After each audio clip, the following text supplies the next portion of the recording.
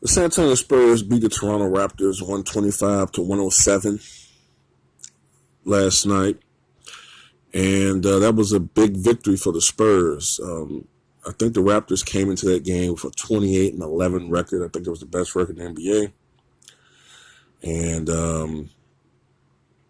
when you look at the Western Conference standings, the Lakers had a good shot of moving ahead of the Spurs again, moving into 7th spot. But the Spurs won against a marquee opponent, so they stay ahead of the Lakers. And the Lakers play the Knicks tonight. And if the Knicks beat the Lakers, either they stay in the 8th spot or they may even slip behind Sacramento. I haven't looked at the standings since 2 days ago, but this little stretch right here is key for the Lakers, man. Like if they lose if they lose the majority of these games, they really gonna put themselves in the hole, man. But anyway, last night's game was kind of secondary, man. It was all about Kawhi Leonard, and Kawhi Leonard returning to San Antonio, of course. I think Kawhi Leonard played, 7 seasons with the Spurs, I think. And, of course, in 2014, he, along with an aging Tim Duncan, an aging Manu Ginobili, and an aging Tony Parker, and Danny Green, and those guys, they all won a title against the Miami Heat. And, I find it interesting that, not to shit on LeBron, but I guess I am a little bit, that the last games for him with franchises, he's always getting his ass beat. You ever notice that? Like, his first tenure with the Cavaliers, he had the most irrelevant triple-double of all time, as the Truth used to always say. I think it was, 27 points, 19 rebounds, 10 assists or whatever it was. And but Boston prevailed and went on to the NBA Finals. And you could see in his body language that LeBron was kind of done with Cleveland. And then his last game with Miami, he loses to the Spurs. And, that was it. And then with Cleveland, they get their asses handed to them by the Golden State Warriors. And you tell by his body language that he didn't pretty much quit on his team. He just playing for his numbers. I mean, I don't know, man. Maybe that's just me. But I don't think that the San Antonio Spurs fans should have booed him, man. Kawhi Leonard.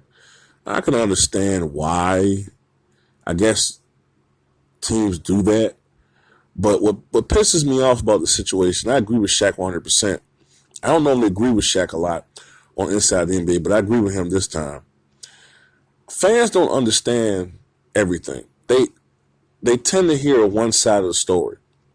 And even with that, they still tend to side with management most of the time. Even when management does fucked up things. Kawhi Leonard is a quiet guy. He never really gave his full story as to why he no longer wanted to play with the San Antonio Spurs organization. I suspect it has something to do with problems with teammates, things that teammates have said. That's what I suspect, but I don't know. And as Shaq said, we only know but one side. We don't know what was going on with the Spurs organization or internally. And maybe in some ways, Kawhi felt disrespected.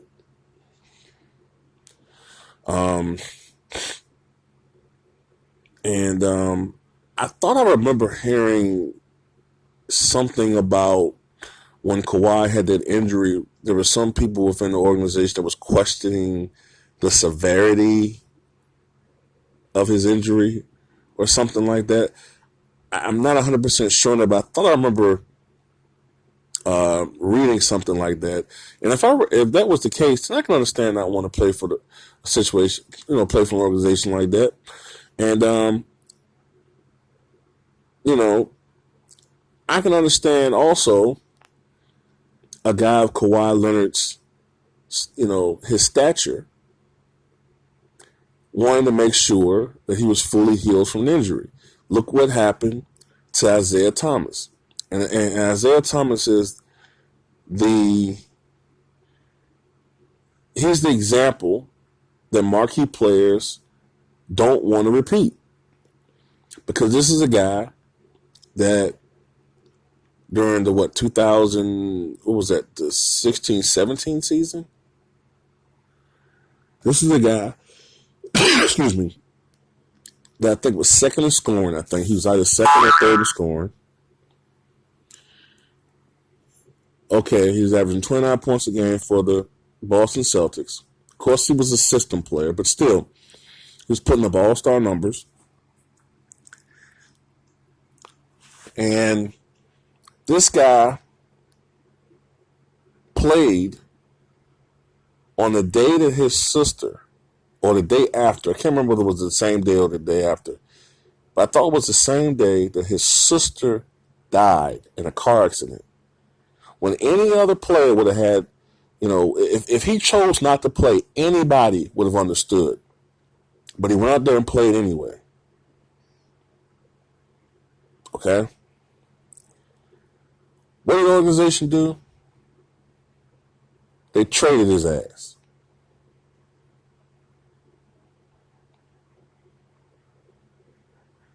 They hopped on the opportunity and said, well, we can get something better than him. What was the loyalty from the organization? But nobody brings that up. It's always about the player supposed to be loyal to the plantation owner. You know what I'm saying? The slave supposed to be loyal to the plantation owner. You know what I'm saying? And that's the end of it. Well, we pay you. Well, okay, you do. The organization does pay the player. But the players are the one that presents the product that draws in the fans. So you should pay them. Because the players aren't playing, you guys ain't making any fucking money now, are you?